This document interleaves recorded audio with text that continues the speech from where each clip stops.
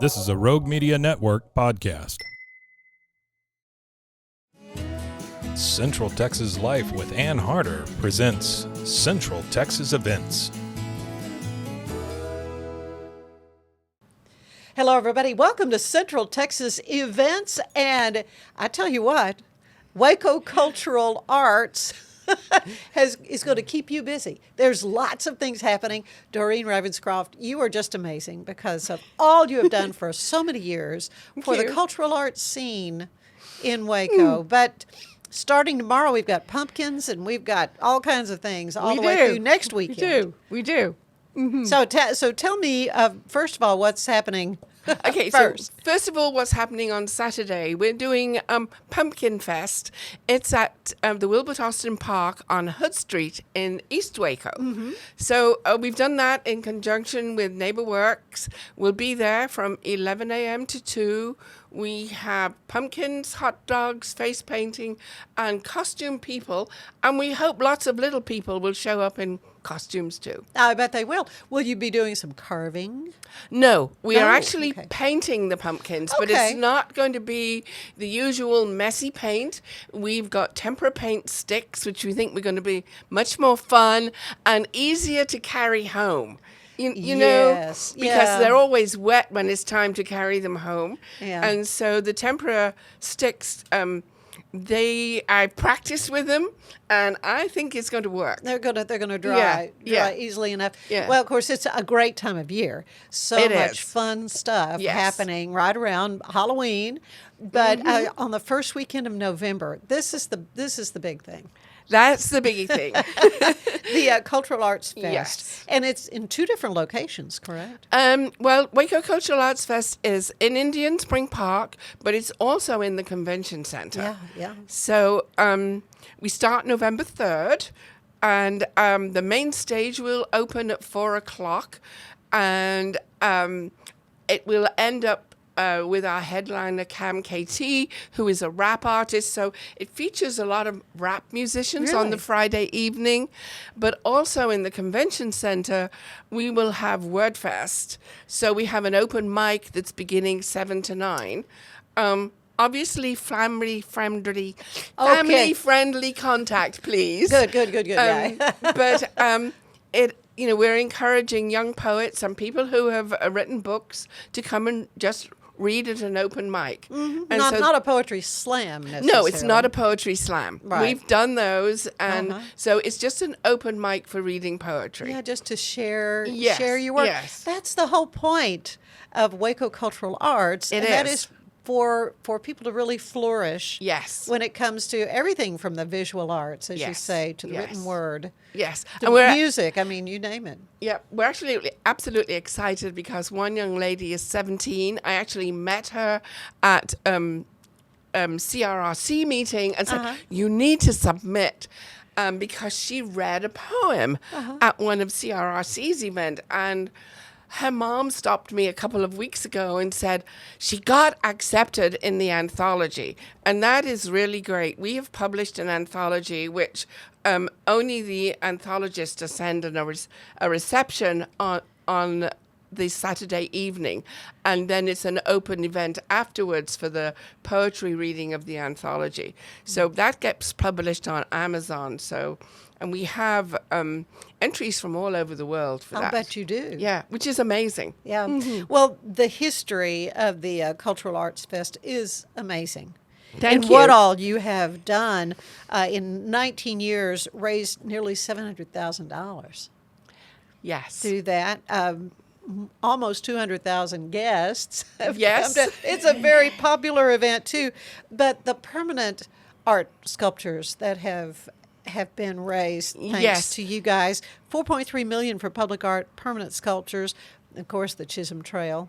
The Chisholm Trail. Monument at Indian Spring Park. Everybody knows. I mean, that's iconic now. Yes. That was exciting because, Robert Summers, who was like the Remington of today, he did all the sculptures. And I was so excited when, we were all wanting tourism to begin. Now it's, established and booming. It's a big thing in Waco. There were some British voices at the monument, and I thought, oh, I'm going to ask where they're from. And Uh-huh. they'd actually been told to stop in Waco to look at the Chisholm Trail sculpture. Really? And I called up the visitor center and said, we've had our first coach, our first coach load of guests from out of town coming and visiting art in Waco. And so, because now we see coach loads of people all the time. So, but that was really exciting that, some public art had raised enough interest Really? that they would stop as they toured Texas, and they would stop in Waco. And of course, you've had such a huge impact on the Doris Miller. Yes. And so I interviewed you many times as you were raising money for Yes, that. yes. And what a tremendous hero in Waco Yes. for us to honor in this way there at Bledsoe Miller Park. Yeah. And, talking about it yesterday, or like at the beginning of this week, we actually got the final piece of steel welded into it, which had taken...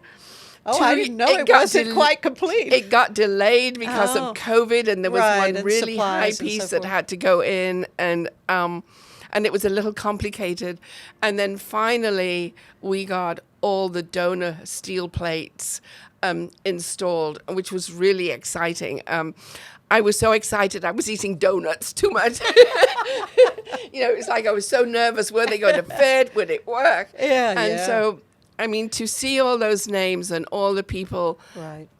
who supported it, and including a little boy who was only 3 in, I think, 2010 when we did the groundbreaking. He gave us $1 out of a wallet. He was like a little tiny old man pulling his wallet out and, scooting through it, and then gave me $1. Oh. And if there's one story that's the most important, it's kind of that one, because his name is there too. Oh, yeah, it was truly a community effort, and It was. everybody behind this wonderful event to see this Yeah. sculpture of Doris Miller. Of course, murals. Murals. You've been involved in all that. Yes, I mean, yes. $65,000 raised. Yes. For them, and it's kind of made Waco sort of a mural city. Yeah, and then, it was great that when Creative Waco came, they took it on even further with the apprentice program. Right, So, right. And murals are blossoming all over Waco now, which is great. Yeah. Makes Well, you feel happy. Oh, you cannot look at one of Yeah. these and not just have a smile on your face. Yeah. And that's how I feel when I'm ever around you, Doreen. But I want to. You obviously don't sound like you're from around here, and No. you mentioned those British accents. So tell me a little bit. What brought you to Central Texas? Where are you from? Where are you from, girl? I'm actually from the north of England. My hometown is very close to Chester, which was a Roman town. My husband came from Liverpool. We both met at Unilever, which is an international company. And to shock everybody, I was a chemistry, physics, and maths major. And that's how we met, because I worked in the research laboratory for Unilever, and so did Bill. And he joined M&M Mars. We went to, and eventually came over to Waco. Yep. The home. Yep. And 76, we were actually in New Jersey, 1976. And then Bill was moved to Cleveland, Tennessee, and did lots of commuting. And we finally ended up in Waco, Texas. Yeah. Now I heard Little Bird told me he might have some connection to With the Skittles? the S in Skittles. He Tell me does. about that. Well, yeah, he was one of them. He was called Mr. Skittles, Okay. basically because of doing all the research and development work for Skittles. But we actually came to Waco because of Twixt, okay. to reformulate it, or not me, Oh, for right. Bill, because it was a British product. And What was it called? It was called Twix in England. It was called Twix in England. And at least I think it was. I hope so. But the cookie bar was very hard, and Bill had to reformulate it because we have more gluten in our flour in the United States than we do in Europe. And so when you transposed a massive recipe into production, it's basically a chemical formula. Right. And so the chemical formula was wrong. And Okay. now Twix tastes good. Very good. But then he kind of morphed into Skittles, or He morphed into Skittles, Starburst flavors. Yeah. The sour flavors and the tropical flavors in Starbucks. Starburst, he developed. Aw. And so, that's amazing. yeah. That's amazing. And mini M&Ms. Well, we are For the bakers. oh my gosh, we are so glad that that delicious candy company brought you here to Central Texas. Your love, though, for the arts, where did that start? Well, we're all talking about wars at the moment, and so I think people can relate to this. Well, I was born in 1943, so I am a World War II baby, and very close on the other side of the Mersey, just as on the other side of the Mersey. But Liverpool, ASAP after the war, decided that the theatres were going to open. And I don't think they opened in 45, but definitely in 46. They were open, and my parents and an aunt took me to see a pantomime. Really? It was Cinderella. Well, I was so excited. I was wriggling on my seat.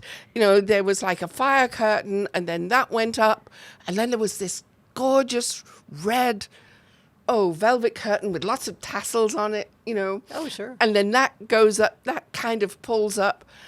And then the stage was so bright, so colorful, so full of lights, and I was smitten. Yeah. Yeah. So, and that was performance arts, but it was the arts. And my dad worked for a paper company, Bowaters, and I had free paper, and he sharpened pencils, and I drew and drew and drew. Yeah. An artist yourself. Yes. Yeah. Well, you have done So- so much, Doreen, to Well, lift Central tried. Texas and the cultural arts community. But again, the Waco Cultural Arts Fest, you don't want to miss these activities. And this is going to be happening November 3rd through the 5th. It is, yes. Now, and it's free? Is there a ticket? It's free. We always try to have our events free, except our fundraisers. Sure. It's important that it's on a bus route, that families can reach it, and it's also important that families can walk from the apartments and Right. houses that are around to the festival. And so we have some wonderful arts activities that are run by students and art teachers. And, we began it in some ways because at that time in 2004, lots of the schools didn't have a lot of money, and the arts were being cut. Exactly. Budgets get tight, and fine arts are the first to go. Fine arts are the first to go. Yeah. And many of you probably have visual learners. I think I was a visual learner. My son was a visual learner. And I think losing the arts at an early age, especially elementary, when the brain is developing, it was really important that we could have an arts festival that was quality, that was free, and that could encourage parents to have some paper and colored pencils or crayons. Yeah. Yeah. at home. Simple things. Simple but so things. important. I presume you can use volunteers and helpers. Oh, we can. Please go to our and website. Money too. Money is always wonderful to make a donation, Yeah. because we can't do it without our supporters. Whether I'm writing grants or it's individual donations or it's companies, it's really important so that we can have that, maintain a quality event, because prices go up and things change. Yeah. But then we do need volunteers. We have registration on our website. It's wacoartsfest.org. Just click volunteer and fill in the form and sign up.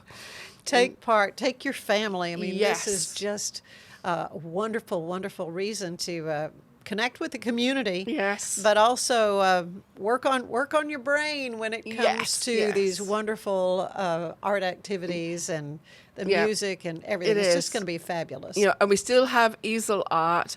And I think my favorite thing is to see a 24-inch sheet of cardboard walking down the street, and you see two little feet and two hands and maybe the eyes popping over the top.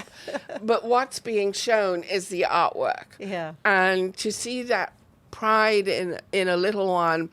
And I mean, I have heard that people have moved house and they have not been allowed to throw the Waco Cultural Arts Fest art pieces away. So I'm sure there's a lot that are gathering dust in Waco, but that's wonderful because it's also a measure of how you can track how your children are developing, Yeah. is how they create their art. But it's been going strong for 19 years. Yes. But this is just the beginning of more great things. I hope so. I really hope so. Well, Doreen, it wouldn't be happening without you. And you are just a delight. I'm always happy to be around you. Thank you. And just see all the great things that are happening when it comes to cultural arts in Waco. Cultural Arts Fest, November 3rd through the 5th, Indian Spring Park and the Waco Convention Center. Yes. Take part. Yes, Thank and you. come to the Laser Light Show on Saturday evening with Okay. the Mike Stanley Band. Oh, man, it's going to be great. Man, it's going to be great. Thank you, Doreen, and thank you for joining us for Central Texas Events. We'll see you next time. Bye-bye. Thank you.